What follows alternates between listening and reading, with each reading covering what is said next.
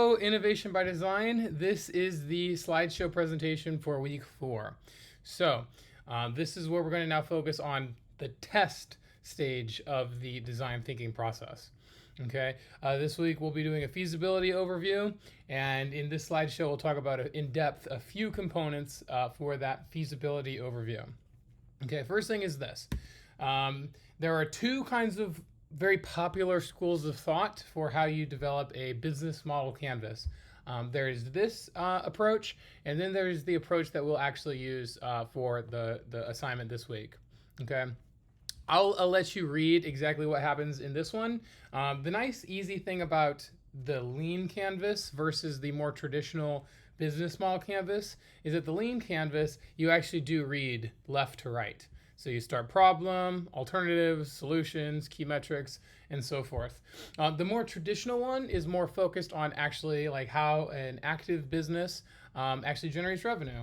And so either one is we kind of like, here's this element is validated, or this element is or this component maybe is validated, and then this component is maybe a assumption at this point. Assumption is another word for hypothesis.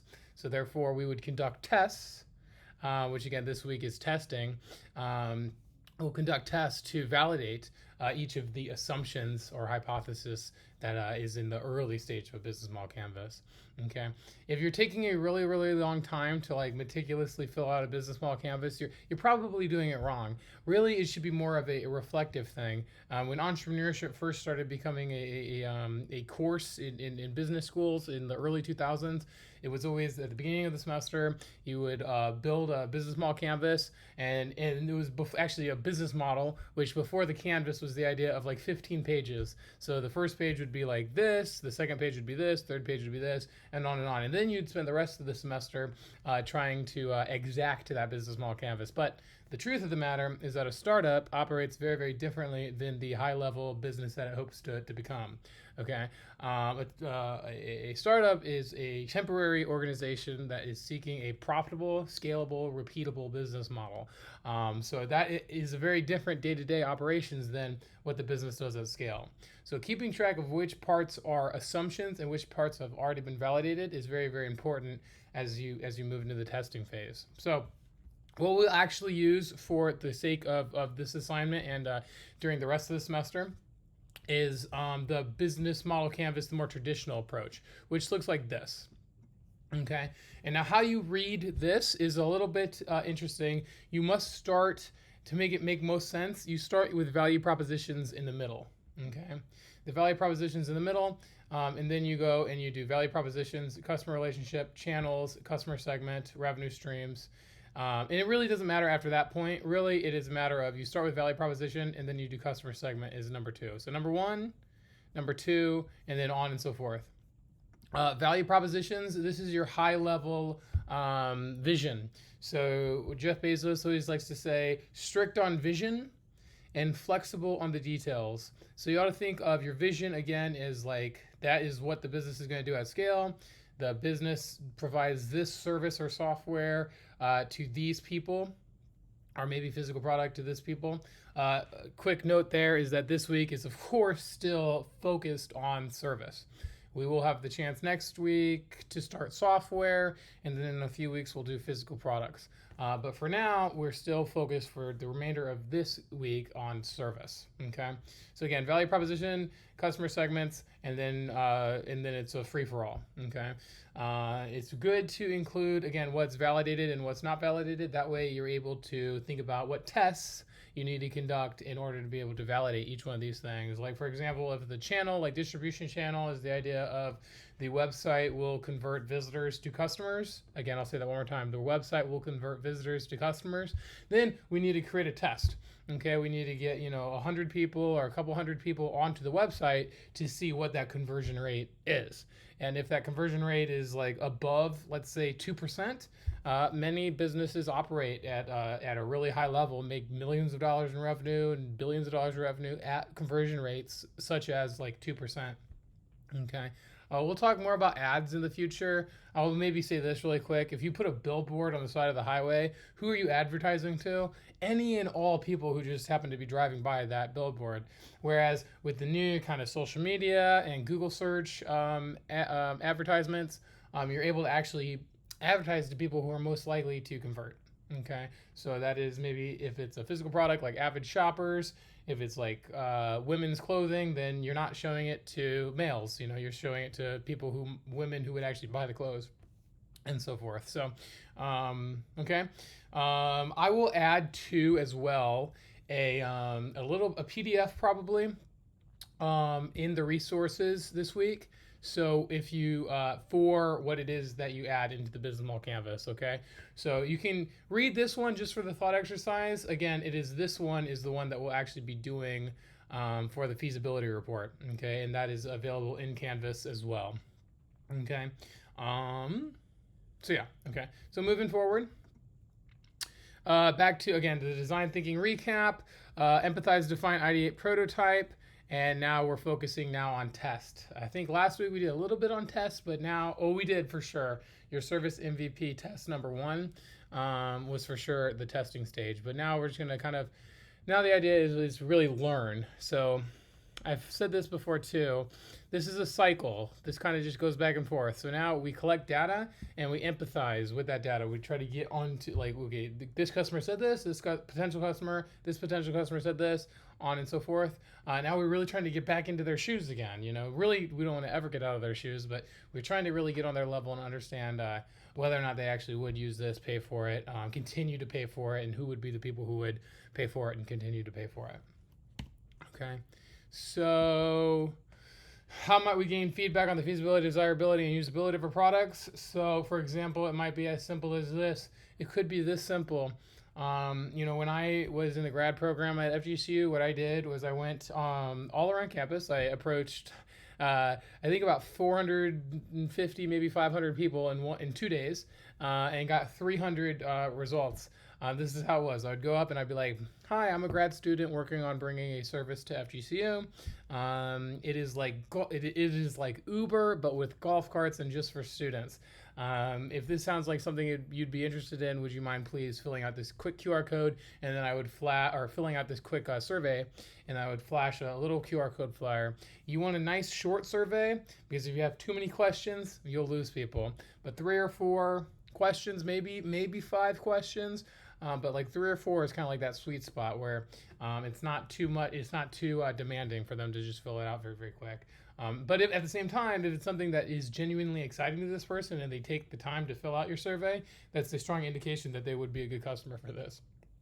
And when you're collecting that data, it really 2 big things. First of all, I've said this before, the number 1 reason a startup fails is not enough customers. Okay, this is where we want to focus right at the very beginning, right? Even in the idea stage, you might consider it the idea stage. Before you've even offered the service, you want to be able to be getting feedback from real people on whether or not they'd actually use it. And it's not just, yes, I'd use it, no, I wouldn't use it. It's give us your email if this is something that you would be genuinely interested in, and we'll reach out in the future. So on the one hand, you're collecting all this qualitative data that's going to optimize what it is you're offering. On the other hand, you're building this mailing list. You're building this early adopter mailing list, which is hugely important. So therefore, imagine if you did this, and again, the example I gave, 450, 500 people, well, I had 300 people say that they would be interested in actually using the service. And I ended up with about 40 students that were interested in working for the service. So it had a whole team, right? Could have had a whole team of students ready to do the golf carts, and a whole army of students who actually want to use the service. That one, ultimately, the issue is this, with that one, just quickly, since you might be interested in that example, so other universities sometimes will do this. The University of Missouri does this, where they have about 30,000 students live on campus, and those 30,000 live in the area of campus. Right next door is, imagine if rather than having where the shops at University Village are, if Gulf Coast Town Center was right there, okay? Which would create a situation where 30,000 students, they'd be walking back and forth all the time, right? So golf carts make a lot of sense. They do that there, they do it at other schools, and students drive the golf carts. So of, for, and by the students kind of thing. And they work very, very similar to Uber, okay? Anyway, so this is an interesting side point. Point is while we collected all that data, we were also asking what people would be willing to pay. Like if you're going to go from University Village to a academic hall, or if you're going to go from like say Sovi or Northlake to the shops at University Village. So and we asked how much they'd be willing to pay. We estimated like people would be willing to pay maybe like $5.50, maybe $6. This was also a few years ago. With inflation, it might be people would maybe be willing to pay a little bit more. But anyway, all of that to say, emails. So when you do surveys, you want to be collecting emails along the way.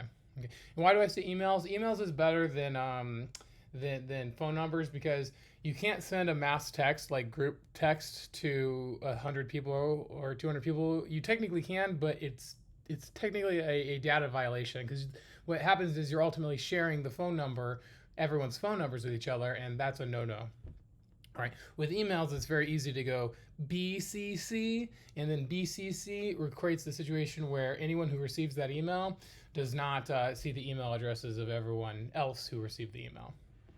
Okay, so this is part of the reason for why email is kind of is industry standard. And also, you want to think this too, is that it is more expensive at scale to send 100,000 text messages than it is to send 100,000 emails. Okay, so the power of actions over words. What people do matters more than what they say. So if, for example, you give someone your survey and you walk away and they fill out the survey, that's a higher indication that they are actually genuinely interested in the service than if you were to give them your survey and then like hover over them and wait for them to finish it, right?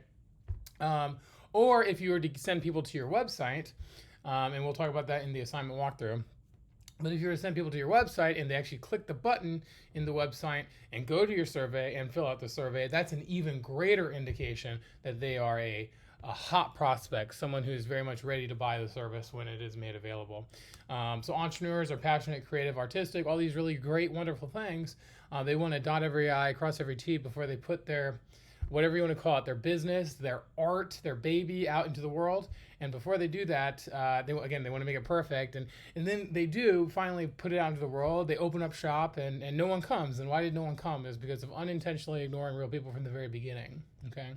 And the other thing is this, is being willing to kill your ideas, being willing to be like, okay, that's not feasible. So like when we're doing the feasibility report, being like, okay, that's not feasible. So therefore, we're going to scratch it and move on to the next thing. That is a tremendously underestimated entrepreneurial success, because people will build up a great amount of like passion and commitment to like a business idea that might just be not a good business idea.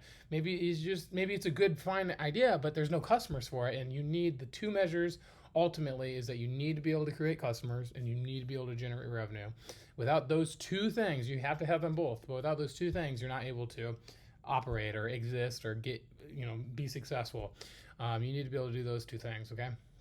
Now, if your business is currently not doing those two things, like that's fine. That doesn't. It's a matter of getting there, right? So, in other words, like I have students who be like, "Well, I'm not really having that now, but I'm building something for the future." It's like, well, what are you building for the future? You're building something. You're trying to build something that is going to generate revenue and create customers. Even in many cases, like a nonprofit. Nonprofits that is basically just a tax classification. The successful nonprofits, which I've been a part of a few, successful nonprofits work very much like a for-profit business. They're just a tax, it's a tax classification. So you need to be able to generate revenue. And of course, there is, like environmental or sustainable or societal, community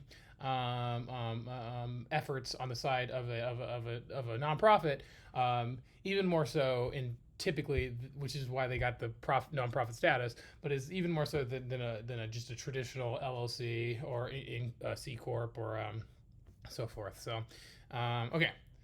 All that to say, we'll keep moving forward. The power of actions over words. The problem with verbal feedback is people will right there just tell you like they're going to be nice. Sometimes we call it like the mom test. Like your mom wants to be nice. And so in person people will be nice. So this is also good to actually create the survey where, okay, now they're not doing it like right in front of you. They're going to do it like typing. And so in some cases anonymous, in terms of like it might be anonymous before they add their email, and maybe you don't require that they put in their email, but you definitely want to be capturing as many emails as possible. It's not necessarily because why? Because you want to be building a list of people who are hot prospects. You want to be building a list of people who are likely going to purchase, and you don't want to be building a list of people who, again, who maybe don't care. So in other words, if every time that someone did your Google form, their email was captured, I'd capture those emails anyway, but you're going to lower your conversion rate. Because now you're going to have a lot of people who they just filled out the survey, but they weren't really a potential customer. But because they filled out the survey, you have their email. That's fine. You might send a message to those people, because you never know. Maybe they do end up converting, but the highest conversion rate is going to be something like this. You didn't even take them right to the survey. You sent them to your website. They clicked the link in this call to action in your website, which led them to the Google form. They filled out the form, and they provided, if you would like future updates, please put in your email. And they put in their email. Those people are going to be the most likely to convert when it is that you're now offering the service. Okay. Verbal praise is not enough to validate your business. Again, like the tactic that I'm kind of talking about here, which is to be like an in-person like campaign, we're actually approaching people, and they're saying like I like it. This is not enough to be able to go out and invest millions of dollars. Go back and watch the video where I talk about the Dropbox MVP. This was the idea of they actually were sending like a video to businesses all over the planet, and we're getting that they like basically purchase intent, which is much better than, oh, that's a cool idea, right? Okay. So this is the big question, and we did this last week, but the results of your first service MVP prototype and test, okay? And then now we're going to spend this week, try to get more emails, try to actually perform the service. If you haven't yet, record that video, and you can actually potentially get some extra credit, and you just have to check out what the extra credit is in that video, okay? Prototype and test. Actions from the results. What could change what could you change or do to improve the outcome of the test? So actually improving the outcome of not just the service itself, but actually optimize the testing. Okay, so different forms of testing could be posting in Facebook groups. That's a really good tool. Or doing an in-person campaigns, doing flyers. Like if you're offering a service, let's say that you're offering a service that has to do with sports, okay? You might actually go to like a Dick's Sporting Goods, or you might go to a sporting goods section of like Walmart, or let's say it has to do with makeup and hair and makeup. You might actually go to the hair and makeup department of like a Walmart or a store that offers that. Those people who are shopping there are more likely your target audience than people who are maybe just walking around campus or something. Okay. Minimum viable product. So what is your prototype? How are you getting it in front of people, and how are you collecting feedback? So this might just be as simple as my prototype is the service where I'm going to do car detailing. Okay. The distribution is I'm going to do an in-person campaign where I'm going to send people to my website. The feedback is my Google form. Okay. Modifying the prototype. Why should we change anything about the service? Why? What should we change about the prototype? Why? How do we change? These are the questions that you want to be asking yourself. Continue to ask yourself based on the feedback that you hopefully collected last week. Increasing distribution. So if you don't have a website yet, I believe the assignment last week did require websites. So if you haven't done that yet, you want to make sure you do that like now. Clear call to action. You could do for the call to action as simple as subscribe, or as simple as do our feedback survey, take our survey. That'll be fine, but it's actually even a higher level of confirmation, of validation, if they actually click a button such as buy now, book now. They don't necessarily need to be able to book now. Like you're not really tricking them necessarily. You're really not at all. If it is that you're just sending them to a Google form, like you can't actually book now, but that it's a strong indication that they would click a button that says book now, that they would actually book. It seems like that's what they were trying to do, right? Okay, so include a photo and a bio. For stuff like that, where it says like about us, include a photo bio, of course, like at scale, or not even at scale, but that's good like practice. Like that's like pretty common practice. But for the requirements for the assignment or any assignment in this course, don't necessarily always refer to the slides. Focus on what is being said in the actual assignment description, okay? Because sometimes things may be updated a little bit, such as that. So if you don't have a photo in a bio, like your personal bio or the company bio, that's okay. Okay, nice to have, but not gonna be like the end of the world if you don't have it. Okay, cohesive style, functional buttons. If a button is not working, omit it from the site. Okay. Here's an example. The best websites tell stories.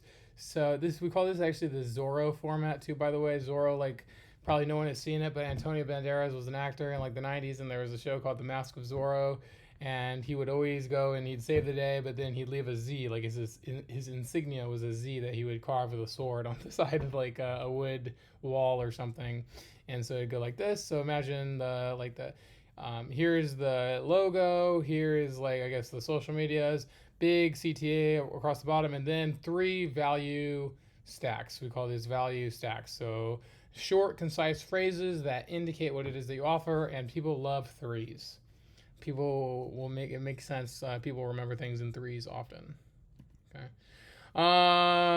Don't spend too much time looking here on the slides for this. This all is in the actual assignment description. There's just a couple differences, including like the proof of engagement. There's an extra credit opportunity, which is not exactly doing both, but is rather a video of you delivering the service. Will actually get you some extra credit, so you want to be looking out for that. Additional resources, these videos, watch these. The slides can be found in the resources section in Canvas along with this video. Reach out if you have any questions whatsoever. Okay, have a good week. Good luck, and I will see you soon. Okay, bye.